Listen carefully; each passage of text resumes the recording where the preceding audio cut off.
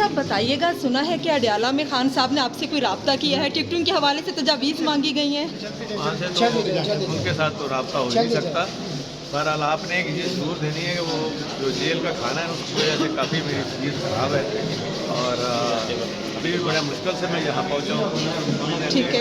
कि वो निकलना ही बड़ा मुश्किल था क्योंकि फूड पॉइजनिंग हो जाती है ना उसका खाने की वजह से। हालांकि कोर्ट ने अलाउ किया हुआ तो फिर भी नहीं दे रहे वो जेल वाले।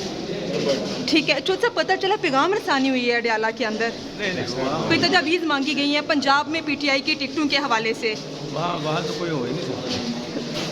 मेरा आपस में रब्ता जो है ना जी जी किसी का किसी के साथ हो नहीं सकता। वो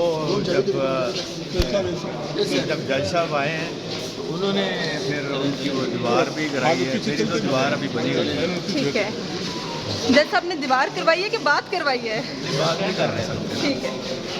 वो उन्होंने दीवार कराई है, उससे कुछ बेहतरी हुई है उनकी। क्या कहते हैं, पीटीआई के साथ रहेंगे या छोड़ देंगे? हाँ, पीटीआई के साथ रहेंगे या छोड़ देंगे? चलते जाए पीछे भाईजान, चलते जाए पीछे, आपको ये सवाल इसलिए नहीं अच्छा लगता कि चलते जाए अभी चलते जाए। जेल काट रहा हूँ तो हम सब मजबूती के साथ हैं।